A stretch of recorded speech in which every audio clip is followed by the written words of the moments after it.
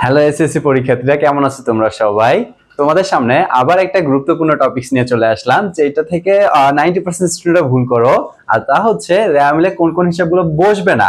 এবং তার সঙ্গে আমরা এই ভিডিওটা একটু লং করে আরেকটা হিসাব শিখবো, যেখান থেকে তোমরা শিওর এমসিকিউ কমন পাবা, যে র্যামলের ভুল সমূহ, নীতিগত ভুল। আচ্ছা, ওটা একটু পরে আসি। আপাতত আমরা দেরি না করে শুরু করি যে র্যামলের যে হিসাবগুলো অন্তর্ভুক্ত হবে না। প্রিভিয়াস ক্লাস আমরা দেখেছি কিভাবে আমরা ইজিলি র্যামলের ছকটা তৈরি করব, কিন্তু ওই ছকে কিছু কথা ছিল যে কিভাবে বসাবো না কিভাবে বসাবো এটা নিয়ে। তো প্রিভিয়াস ভিডিওটা যারা মিস করছো, ডিসক্রিপশন বক্সে লিংক আছে, ওখান থেকে দেখে নাও। তো চলো আজকের ভিডিওটা দেখি যে আমরা র্যামলের যে ছকটা আছে এই ছকের মধ্যে তারিখ, ধরো ডেবিট টাকা, ক্রেডিট টাকার মধ্যে আমরা কোন কোন হিসাবগুলো বসাবো না, ডেবিট টাকা ক্রেডিট টাকার মধ্যে কোন কোনগুলো হিসাবগুলো বসাবো না এবং কোন কোন হিসাব বসাবো। ওকে, তো ফার্স্ট এক নাম্বার যে রুলস, দেখো অনেকে অনেকগুলো রুলস দেয়, আমি সবগুলোকে ভেঙে ভেঙে একটার মধ্যে ঢোকানোর চেষ্টা, মানে কয়েকটার মধ্যে ঢোকানোর চেষ্টা করছি। তো সেই হিসাবে দেখো, ফার্স্ট টাইম যদি তুমি র্যামলের মধ্যে লেখা পাও প্রারম্ভিক মজুত পণ্য এবং সমাপনী মজুত পণ্য, তোমার র্যামলের যে হচ্ছে ভুল যে র্যামলটা দেওয়া আছে ওখানে প্রারম্ভিক মজুত পণ্য এবং সমাপনী মজুত পণ্য দেওয়া আছে, ওই মজুত পণ্যের মধ্যে তুমি প্রারম্ভিকটা বসাবা। তুমি কোনটা বসাবা? প্রারম্ভিক, সমাপনী তুমি বসাবা না। ওকে, আমি আবার বলতেছি, র্যামলে একটা ভুল ছক দেওয়া থাকবে, ওই ছকের মধ্যে তুমি প্রারম্ভিকটা যেটা গায়ে লেখা থাকবে ওইটা বসাবা, কিন্তু সমাপনীটা বসাবা না। কেন? এটা একটু পরে আসতেছি। এখন দেখো এর উল্টাটা হবে। আবার হঠাৎ করে যদি ওই জায়গায় সমন্বিত ক্রয়, সমন্বিত ক্রয় মানে ওই জায়গায় কোনোভাবে তুমি সমন্বিত ক্রয় লেখাটা পাও, তাহলে ওই জায়গায় প্রারম্ভিকটা বসবে না, সমাপনীটা বসবে। সমাপনীটা বসবে। তুমি জাস্ট মনে রাখবা যদি সমন্বিত ক্রয়, আচ্ছা সমন্বিত ক্রয়ের সূত্রটা কি বলতো? প্রারম্ভিক মজুত পণ্য যোগ ক্রয় বা সমাপনী মজুত পণ্য। তার মানে ওখানে প্রারম্ভিক মজুত পণ্য আগে থেকে ইনক্লুড আছে।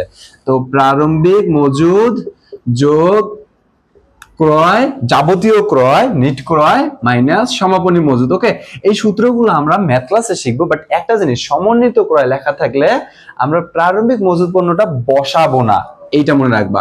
যদি কোনোভাবেই এখানে সমন্বিত ক্রয়টা লেখা থাকে, অথবা গ নাম্বারে বলে যে সমন্বিত ক্রয় বের করো এবং সমন্বিত ক্রয় ধরে র্যামলটা তৈরি করো, তখন কিন্তু আমরা প্রারম্ভিকটা বসাবো না, সমাপনী বসাবো। তাহলে প্রারম্ভিক মজুত পণ্য, সমাপনী মজুত পণ্য নিয়ে তোমাদের যে কনফিউশনটা আছে এটা কি দূর হলো? দূর না হলে আমি আরেকবার রিপিট করতেছি। ওকে, আর যদি এরপরে প্রবলেম থাকে কমেন্ট বক্সে জানাবা, আমরা সঙ্গে সঙ্গে রিপ্লাই দেওয়ার চেষ্টা করব। তো যদি প্রারম্ভিক মজুত পণ্য এবং সমাপনী মজুত পণ্য থাকে, তখন আমরা প্রারম্ভিকটা বসাবো, সমাপনীটাকে বসাবো না। বাট কোন ক্রমে যদি সমন্বিত ক্রয়টা র্যামলে লেখা থাকে, অথবা গ নাম্বারে বলে যে সমন্বিত ক্রয় ধরে র্যামিল তৈরি করো, সমন্বিত ক্রয় ধরে র্যামিল তৈরি করো, তখন আমরা কি করবো বলতো? সমাপনীটা বসাবো, প্রারম্ভিকটা বসাবো না। ওকে, ক্লিয়ার? এটা খুব মানে 90% সময় কিন্তু এই আইটেমটা চলে আসে, মাথার মধ্যে রাখবা। ওকে, আর ম্যাথ প্র্যাকটিস ক্লাসগুলো বেশি বেশি দেখো, তাহলে দেখবা যে তোমাদের ক্লিয়ার হয়ে যাচ্ছে সবকিছু।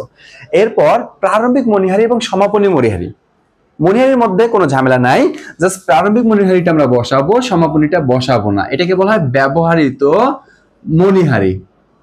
ওকে, তো ব্যবহারিত মণিহারি মানে মণিহারি লেখা থাকলে আমরা প্রারম্ভিকটা বসাবো, সমাপনীটা বসাবো না। অনেকে আবার কনফিউশন করে বা কোশ্চেন করে যে ভাই সমন্বিত ক্রয় আসলে প্রারম্ভিকের বেলায় কি মণিহারির বেলায় কি উল্টাটা হবে? কোনোভাবেই না, শুধুমাত্র মজুত পণ্যের বেলায় হবে। মণিহারির বেলায় মণিহারি ঠিকই থাকবে, প্রারম্ভিক সমাপনী যতই সমন্বিত ক্রয় আসুক আর যতই কিছু আসুক। ক্লিয়ার? ওকে, যদি এইটা ক্লিয়ার হয়, এবার দেখো প্রাপ্য হিসাব, প্রদেয় হিসাব। প্রাপ্য হিসাব, প্রদেয় হিসাব, প্রাপ্য হিসাব, প্রদেয় হিসাব। এখানে প্রারম্ভিক তারিখ, মানে তারিখও দেওয়া থাকবে, এটাও দেওয়া থাকবে। যদি প্রারম্ভিকটা থাকে, আমরা প্রারম্ভিকটা কি করব না বলতো? বসাবো না। আমি আবার মেনশন করি যে প্রাপ্য হিসাব, প্রদেয় হিসাবের আমরা প্রারম্ভিকটা বসাবো না, কিন্তু সমাপনীটা বসাবো। ঠিক আছে, ওই দুটার উল্টা, প্রারম্ভিক বসাবো না, সমাপনীটা বসাবো। প্রাপ্য লেখা থাকুক, প্রদেয় লেখা থাকুক, জাস্ট আমরা প্রারম্ভিকটা বসাবো না, সমাপনীটা বসাবো। এখন এই তিনটা যদি কনফিউশন হয়ে থাকে, তিনটা ইজিলি মনে রাখবা। এই তিনটা আইটেমের মধ্যে এই আইটেমটা বারবার চলে আসে, এটা খুব কম টাইম আসে, এবং এটাও খুব কম টাইম আসে। বাট মনে রাখবা, কিন্তু ভুলক্রমে যদি সম্ভাব্য দায় বা কোনো হিসাবের সম্ভাব্য হিসাব দেওয়া থাকে, যেমন সম্ভাব্য সম্পদ, সম্ভাব্য কোনো সম্ভাব্যই আসবে না। জাস্ট মাথায় রাখবা সম্ভাব্য আয়, সম্ভাব্য ব্যয়, কিন্তু সম্ভাব্য দায় কথাটা বারবার লেখা থাকে জন্য এটাকে আলাদাভাবে মেনশন করা হয়েছে। আবার বলতেছি, সম্ভাব্য দায়টা যে আলাদাভাবে লেখা এটাই কারণ যে সম্ভাব্য দায়কে আলাদাভাবে মেনশন করা হয়। ওকে, তো সম্ভাব্য দায় হোক, সম্ভাব্য সম্পদ হোক, সম্ভাব্য আয় হোক, সম্ভাব্য ব্যয় হোক, আমরা রেওয়া মিলে বসাবো না, একদম মাথার মধ্যে সেট করে রাখবা। এবং বিচারাধীন দায় মানে এখনো বিচারের মধ্যে আছে দায়, তুমি অংশীদারি ব্যবসা করো, তুমি কোম্পানির ব্যবসা করো, তোমার কিছু দায় বিচারের মধ্যে আছে, এইগুলো আমরা রেওয়া মিলে বসাবো না। এবং সঙ্গে জরিমানা সংক্রান্ত দেনা, কিছু জরিমানার মধ্যে দেনা আছে, এই দেনাগুলো বসাবো না, কারণ এটা লিগাল না। ওকে, তো এই হিসাবগুলো আমরা রেওয়া মিলে বসাবো না। আমি আরেকবার রিপিট করি, তোমার হচ্ছে মজুদ পণ্যের প্রারম্ভিক এবং সমাপনী থাকলে আমরা সাধারণত প্রারম্ভিকটা বসাবো, সমাপনীটা বসাবো না, কিন্তু সমন্বিত করে একটা লেখাটা আসলে প্রারম্ভিকটা বসাবো না, সমাপনী বসাবো, আর বাকিগুলো অনেক সুন্দরভাবে থাকবে। তোমার 90% সময় এটাই থাকবে। তাহলে আমার মনে হয় যে তোমার কোন আইটেম বসবে, কোন আইটেম বসবে না, এটা সম্পূর্ণ ক্লিয়ার আছে। না থাকলে কমেন্ট বক্সে জানাও।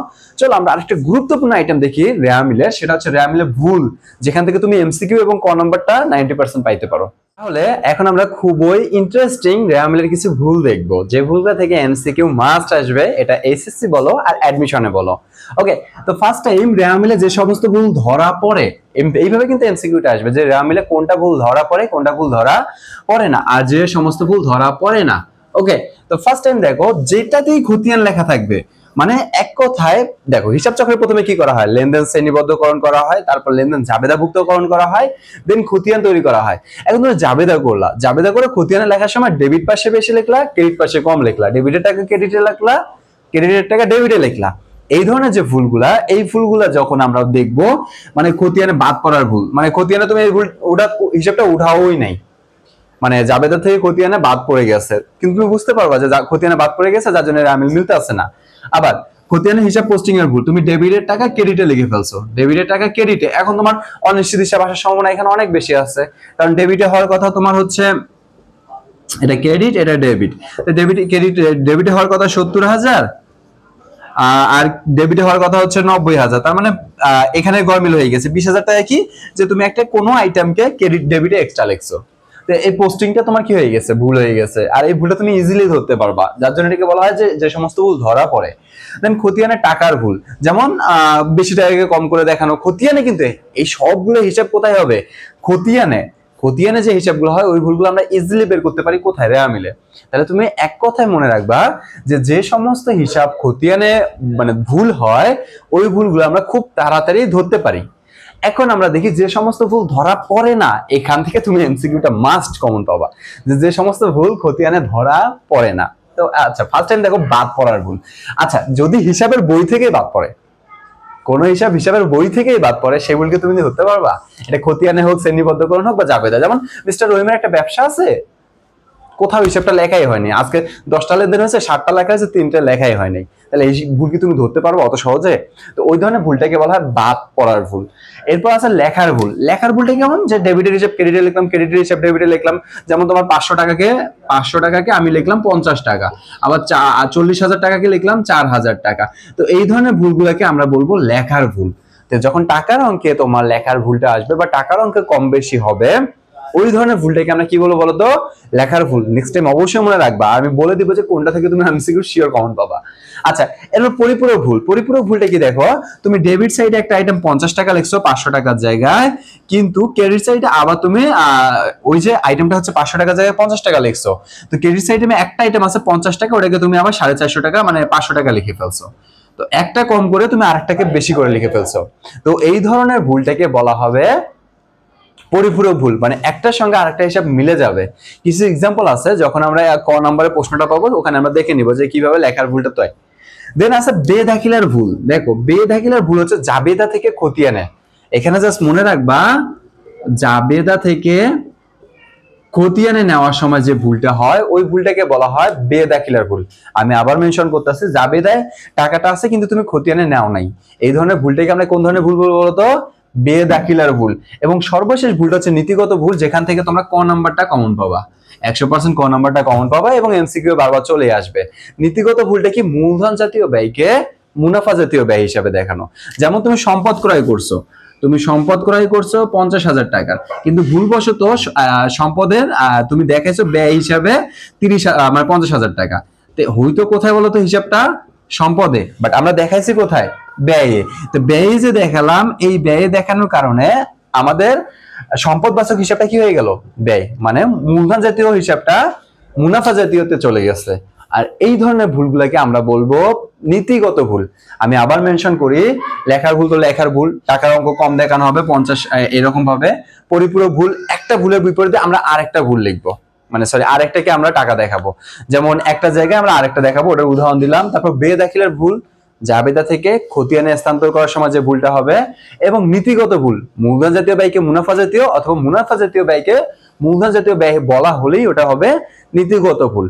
আশা করি ভুলগুলো তোমরা এমসিকিউ আসলে পারবা। এরপরে আমরা কিছু এক্সাম্পল দেখবো যেগুলো ম্যাথ প্র্যাকটিস ক্লাসে। তো ম্যাথ প্র্যাকটিস ক্লাসগুলো কোনোভাবে মিস দিবা না, ডিসক্রিপশন বক্সে লিংক দেওয়া থাকবে। নিজের এই ক্লাসগুলো করে, একটু লং হয় আমাদের ভিডিওগুলা, বাট ক্লাসগুলো করে নিজের বেসটাকে সুন্দরভাবে গড়ে তোলো। কারণ তুমি একটা জিনিস দেখো, অ্যাকাউন্টিং এমন একটা সাবজেক্ট যে এখানে 12 নাম্বার আসবে ডিউতে এবং জিএসটি তে আসবে কত? 35 হিউজ নাম্বার। একটু ভালোভাবে কনসেপ্ট বুঝে যদি ঠিকঠাক তুমি দাগাইতে পারো, তোমার ইনশাআল্লাহ পাবলিকিয়ান হওয়ার স্বপ্নটা পূরণ হয়ে যাবে। সবাই নিজের অ্যাকাউন্টিং এর বেসটা সুন্দরভাবে গড়ে তোলো, এইচএসসি পরীক্ষাটা ভালোভাবে দাও এবং পাবলিকিয়ান হওয়ার জন্য দৃঢ় প্রত্যয়ে নিজেকে গড়ে তোলো। আসসালামু আলাইকুম।